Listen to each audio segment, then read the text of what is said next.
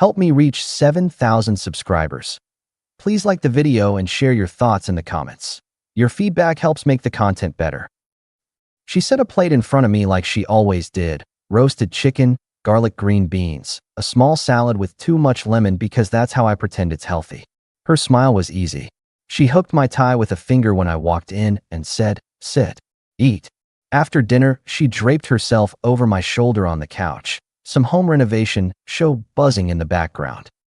She asked about the job site, nodded in the right places, laughed at a dumb story about a forklift and a manager who shouldn't manage a broom. It was warm, simple. I remember thinking, this is what we built. Dinner, jokes, her head against my shoulder like a lock that always fits. If I'd known where it was headed, I would have saved the joke about the forklift for the next guy. He'd need it more. It changed in a snap. One night she went to yoga and came back with hair that smelled like a stranger's car. I asked how class was. Fine. She walked past me like a hotel guest, not a wife. The next morning, she stood at the sink scrolling her phone, letting the coffee drip overflow just enough to annoy me, and said without looking up, "I might go to my parents this weekend. Don't plan anything." That was new. We always planned together. I told myself she was stressed. Everyone gets weird sometimes. I gave it a week, then two. The warmth sank like a stone. I set the first line in my head. Something's off. And when something's off in a house, you don't light a scented candle. You check the wiring. She came home late another night. The garage door rattled at 11:40. I watched the digital clock turn to 11:41. "You okay?" I asked from the kitchen, already in sweatpants. "Lunch made for tomorrow, my tools by the back door." "Yeah," she answered, dropping her bag by the stairs. Amber needed me. No hug. No nothing. She opened the fridge, peered like it owed her money. Shut it. "You ate." "Not hungry." "You're never hungry lately." "Can we not?" She grabbed a glass, filled it halfway, left it on the counter without drinking. "I'm exhausted." "From yoga?" I raised a brow. "From being around people." "Then why do you keep choosing people instead of your husband?" She stared at me like I'd mispronounced a word. "I don't need a lecture." "Good, because I wasn't offering one. I was offering a question." I said I'm tired. She picked up her phone, walked past me. "Don't make this a thing." "It is a thing," I called after her, steady. "The house goes quiet when you walk in now." "That's new." Upstairs, drawers slid. A closet hinge chirped. She slept turned away, her side of the bed a border crossing with a closed checkpoint. That was the first clear signal. Cold. I don't beg warmth from a thermostat. I adjust the setting. Next morning, I set my coffee where she usually sat and opened my calendar. I blocked out Friday for my guys and a pickup game after work, not our usual dinner. I booked a Saturday morning shift at the shop for extra income and slid our joint grocery list into my pocket. When she came down, I was already lacing my boots. "You leaving early?" she asked. "Yep. I thought we were doing the backyard plan tonight. We can talk Saturday afternoon if you're around. I'm adding some hours at work." I kept my voice even. "Also, I'm moving my clothes to the guest room for a bit. Your schedule's late. Mine's early. We keep waking each other up." Her eyes flicked, a quick glitch. "That's dramatic." "It's practical. So we're roommates now." Roommates wash their dish after they use it. I picked up her half glass of water, poured it out, set it in the dishwasher. "We'll call it sleep logistics." "Is this about last night?" "It's about a trend." She huffed and reached for my mug. I rotated it away. "Get your own," I said, not mean, just clear. She grabbed another cup, banged the cabinet door for punctuation, and muttered something about people being sensitive. That week, she went to her parents twice and with Amber once. My initiative was simple: adjust access. Our joint account covered the mortgage and fixed bills. I moved discretionary spending to my separate checking and sent her a short note in our shared budget app. Groceries and extras split 50-50. It's for now. If you're out a lot, buy what you need for you. Not a punishment, just adult math. She didn't reply in the app. She replied with snark in the kitchen. "So we're balancing receipts now," she tossed out, flattening a cardboard box instead of answering me. "We're balancing effort. I do plenty you don't see." "Then I'll see it when you're here." She rolled her eyes, an old trick that used to be cute. "You're being controlling." "That's funny," I said. I thought control looked like don't plan anything, and I'm not hungry and vanishing for entire evenings. So now I can't see my family? See them? I waved a hand. Just don't lay your schedule like a decree on the table and expect me to nod. She clicked her tongue. You're making drama. I'm making boundaries. I adjusted the clock over the sink by 1 minute because it was off and because I could. You don't like my tone? Contribute with the same consistency you demand. That night, we were at Rick and Dana's barbecue. Rick's been my friend since high school. He's a straight shooter, the kind of guy who refills your plate without asking and calls your nonsense quickly. Dana's warm until she isn't. Neighbors, co-workers, the usual weekend crowd showed up. Burgers smoked. Kids chalked the driveway. A cooler kept losing ice the way a bucket loses secrets. She stood in a small circle of women, laughing too loud. I talked with Rick about framing a wall in his garage. When I stepped over to refill a drink, I caught a slice of her voice behind me. He's just boring lately, she said, quick whisper pitched for impact, not privacy. All routines and questions. It's like living with a contractor's calendar. A couple heads tilted. I let the moment sit. Then I turned, walked into their circle calm and solid. You're right, I said, straight to her. I am a routine. I show up. I pay on time. I fix what's broken. I don't ghost my own house. The women blinked. One smirked. Dana sipped from a red cup, eyes tracking the ball. You eavesdropping now? My wife asked, chin up. I'm correcting a rumor. I pointed at the patio table. Also, I'm heading out early. You rode with me, but I'm leaving in 10. If you're staying, call one of your many people. Rick scratched his beard and murmured. You good? I'm great, I told him. Just adjusting logistics. She stared hard. You're not stranding me. I'm giving you the freedom you already take. I set my cup down. 10 minutes. I moved to the side yard to text my foreman about Monday materials. She came storming around the corner. You embarrassed me, she hissed. No, you did that when you put me on a snack table panel without an invite. You could have pulled me aside. I did. It's called the car in 10 minutes. That's me pulling myself aside. I checked my watch. 9 now. She stayed at the party. Fine. I drove home alone.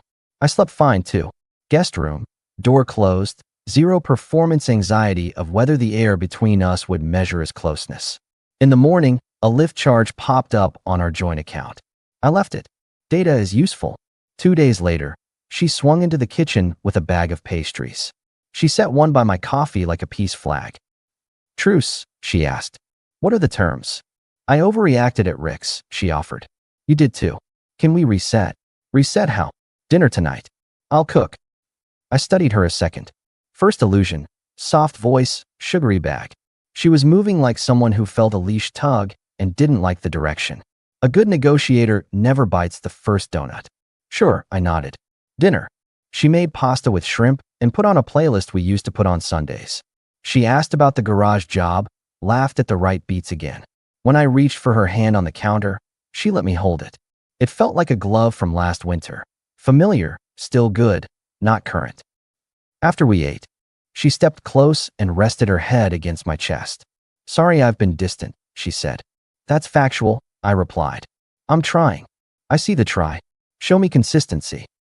Her mouth tightened and then smoothed. She leaned up to kiss my cheek. I will. She was gentle for exactly 3 days. On the 4th, another Amber night appeared like a rerun. Again, I asked. It's her birthday. You said that last month. She has 2 birthdays because she's a twin. She shot back quickly, too practiced. I'll send a card to the second sister then. I replied deadpan. What time will you be home? Late. Define late. Don't wait up. I never said I would. She left in a dress she hasn't worn on any of our dates in 6 months and perfume that doesn't open the front door when I'm the one walking through it. The lie about the birthday wasn't about Amber. It was about whether I'd let disrespect pass as scheduling. I didn't. That night, I called my buddy Mason, a quiet guy who knows people. I told him I needed a professional set of eyes, someone who doesn't run on gossip or gut. He gave me a name and a rate, said the man was discreet. I met the private investigator in a diner where the coffee tastes like a tire and the waitress calls everyone honey. He slid into the booth like he'd been waiting his whole life. Middle-aged, neat hair, a gray jacket. He didn't ask for backstory. He asked for facts. Patterns, he said, pencil ready. Late nights that used to be rare are now default, I told him. Family visits that used to be scheduled are now orders. Phone upside down on the counter. A schedule that doesn't intersect with mine by accident anymore. Budget changes? Nothing major. Just lift charges on joint. More salon bills. He nodded. Names. Amber for the cover. Her parents for the weekend. Sometimes work drinks, but she doesn't do late work drinks with her office. Routes. East Side and the Old Town. Once, the strip near the river. He circled it. Okay, I'll get you information. Don't do anything unusual for a week. No theater. Just live. He didn't smile. I like that. I went home and did what he said. I lived my new version. I kept building distance without announcements. I moved the home office logins off her laptop. I changed the lock on my tool shed. I notified our accountant that we're filing separately this year and set my direct deposit to the individual account. I put our date night jar into the garage cabinet and labeled it house repairs. Not a punishment, not a threat. Just a reallocation of resources toward things that actually show up. She noticed one piece at a time and made it all about tone. Why is your deposit different? I adjusted. You changed something without telling me. Yep. That's disrespectful. Respect isn't a bill I forgot to pay. It's credit you spend when you're here. She scoffed. So now you'll control me with money. I won't control you at all, I replied. I'm removing leverage. There's a difference. 2 days into the investigator's watch, she went to her parents again. She returned the next morning in a sweatshirt I didn't recognize. She tossed it into the hamper like trash thrown in the wrong bin and forgot I do laundry on Saturdays. There's nothing mystical about clues. It's always fabric and habits. I folded everything else and left that sweatshirt on her side of the bed. She kept walking around it like it might bark. We had dinner at our friends Jamie and Tessa's place a week later. Different house, different stage. Jamie's a union electrician with a dry sense of humor. Tess runs a small marketing firm and doesn't miss much. The table was loud. The conversation turned toward vacations. Tess asked where we were going this summer. My wife lifted a shoulder. I'm thinking maybe I'll go west with my mom for a week. Girls' time. Thought we were checking out the coast together. I cut in. We talked about a road trip. That was before my mom asked. She asked 2 days ago. It's flexible. Jamie eyed me. You all right, man? Great, I told him. Then I laid a boundary in public, calmly. I'm not waiting around at home while my wife does single-person travel by decree. If you want separate trips, that's a separate life. I'll build mine accordingly. She bristled. Did you just threaten me in front of our friends? No, I answered. I put my border where you could see it clearly.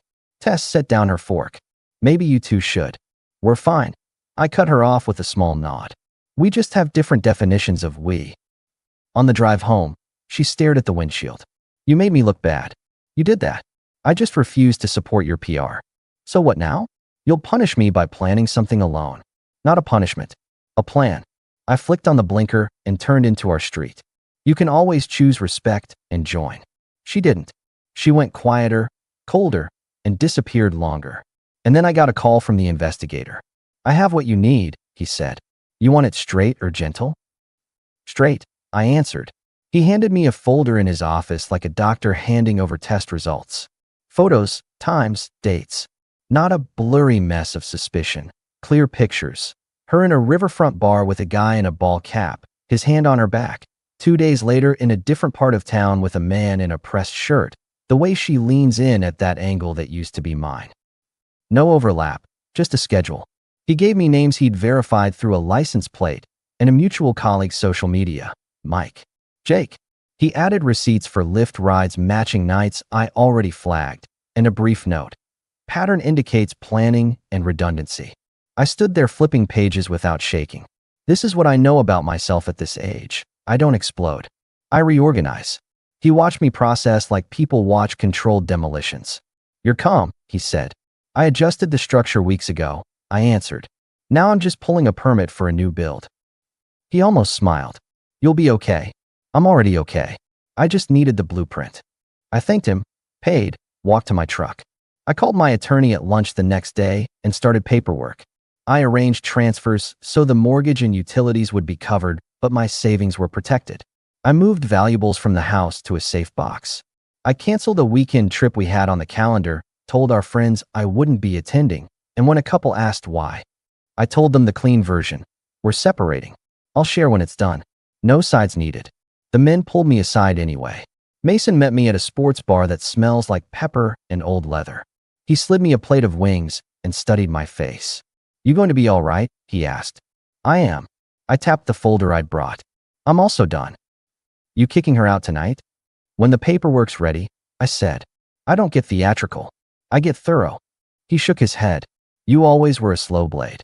He raised his bottle. "To being who you said you were." I clinked. "To finishing what we start." On the third day, the lawyer emailed, documents prepared. I printed everything and set them in a neat stack on the kitchen island, a pen on top. I slid the photos into a smaller envelope. I made coffee and took a long shower. Then I waited. She rolled in after another at Amber's. The garage door whined. Keys. The bag thumped where she always drops it. She looked tired in the way people look when they've had fun and don't want to explain it. "You're late," I said from the table, calm and ready. She tossed her hair, irritated. "It's not late. And you don't need to know where I was." I laughed, not loud. "You're not even pretending anymore." "Pretending what?" "To be accountable." She folded her arms, defensive position number 3. "Don't start." "I'm not starting." I tapped the envelope. "I'm finishing."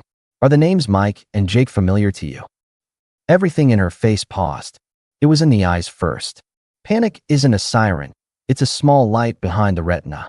She recovered fast. "No," she said. "I don't know them." "What is this about?" I slid the photos across the counter. Different days. Different men. Same script. She looked. She stopped breathing with her mouth open for a beat, and then closed it, went blank. She watched me instead of the pictures. That told me the rest. I placed the divorce papers next to the envelope. My signature already inked. "Sign," I told her. "And pack. I'll give you more time to grab your things if you sign now." Her throat moved. It's not what it looks like. It looks like you practiced a lie and ran out of rehearsal time." She gripped the counter. "I was lonely. You've been distant." "We haven't been. I've been reacting to the disrespect you injected into the house." "You want to negotiate history?" "I don't. The only argument left is about a pen." Tears formed on command. "Please. I messed up. We can fix it." "We?" I tilted my head. "There hasn't been a we in months. There's been you and your alibis." "I can stop. I'll change. I'll go to. You'll sign." She tried another angle. "What about our families? What about what people will say?" "They'll say exactly what they see. Two adults handle the transition without screaming. I'll be homeless. You'll be where you choose to be. If you want 3 hours to pack without me here, sign. If not, I'll start packing for you," and the window shrinks. Her voice dropped. "You don't care at all, do you?" "I care about my dignity." I pointed to the page. "Sign, and you leave calmly. Or don't, and you leave loudly. Either way, the car's going in the same direction." She flinched at that. Then she picked up the pen. "You're cruel," she whispered. "I'm consistent." The nib scratched. She signed. I nodded. "Good," I said. "That's the right decision. Easier on both of us." I glanced at the clock. "You've got 3 hours. I'm stepping out to clear my head." "Can we talk when you get back?" she asked. "Please." We just talked. I took my keys. "Pack." I drove. I went to the park a few miles away and watched a little league practice for a while, because watching people do simple, clear things resets the brain. I texted Rick. "It's happening. I'm okay." He replied with a thumbs up and a crude joke that made me smile in spite of everything. I sat in my truck and set a new lock appointment for the morning. Then I went home. Her car was gone. Her things, too. My house sounded like houses sound when the noise has purpose. Quiet, not empty. On the table, a note. "I'm sorry." No strategy in it. No new information. I put it in the blender of life. Trash. The next days were logistics. I sent the signed pages back to my attorney. I changed passwords. I messaged her. "Send me an address for the rest of your mail." Short. Neutral. Done. She replied with a paragraph about how cruel I was again and how I didn't fight for us. I answered with one line. "I fought for respect. The rest is noise." Friends lined up the following week like a parade of competence. Rick brought over a tool I didn't need and a 6-pack I didn't drink. Mason rotated my truck tires. Jamie texted, "Proud of you for doing it clean."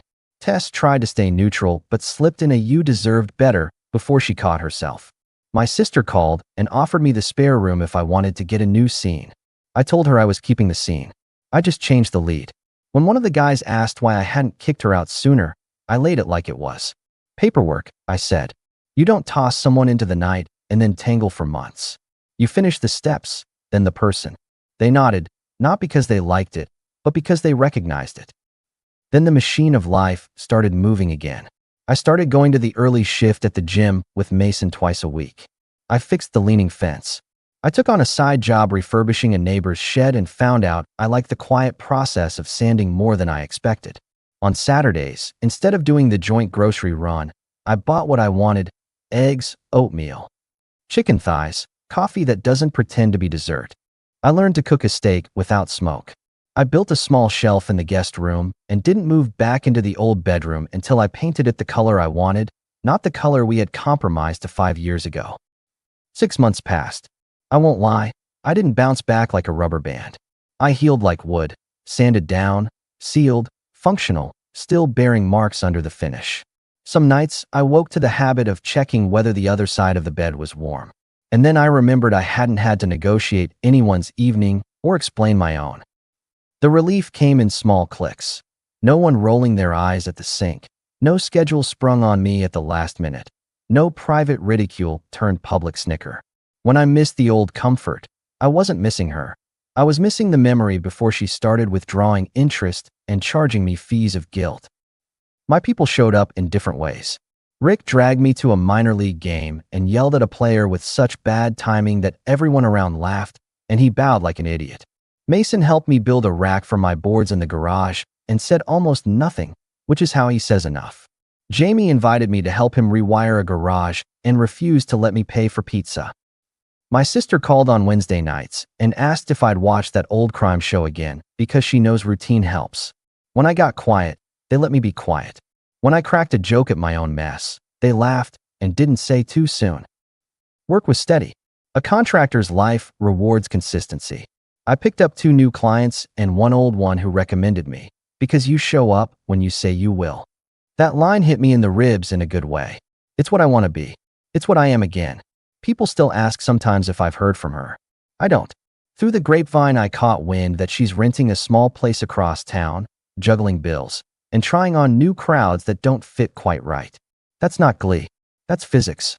You don't get to pull load-bearing respect out of a house and expect the roof to hold. You rebuild or you move. She moved. As for me, I stopped auditioning for warmth. I made it a rule: I don't chase. I set terms. If someone wants in, they meet me at the door with the same standard I hold myself to. I'm not rushing.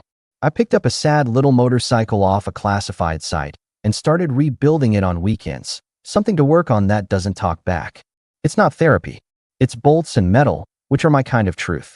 Sometimes I go out with the guys and let them tell bad jokes and I laugh anyway because the laughter is mine again, not a performance to keep the peace. I won't pretend I'm over it. 6 months isn't magic, but I'm proud of the way I closed it.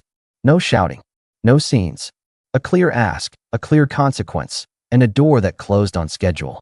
When I think about that night, her saying, "You don't need to know where I was," and me answering with a laugh and a file, I feel like myself.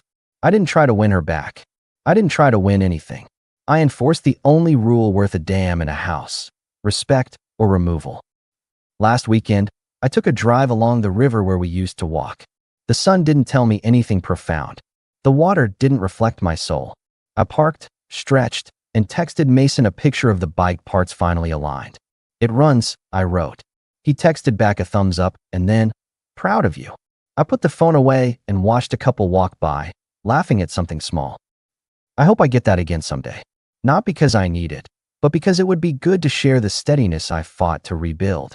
When I do, it won't be because I waited at the door like a dog for someone to come home from whatever. It'll be because we both came home on purpose and sat down to eat the same dinner, not the lies I used to swallow and call compromise. If I could go back, I'd still start in that kitchen with chicken and green beans and her head on my shoulder. I'd still choose hope first. But I'd also tell the version of me at the sink that the second the house goes cold, you don't beg the thermostat. You pick up the tools. You adjust the wiring. And when the light reveals what's really there, you flip the switch off, sign where you need to sign, and hand the other person a packing window and a clean exit. 3 hours. That's all it took once I decided to stop negotiating with silence. 3 hours to get my home back. 3 hours to return myself to the man who keeps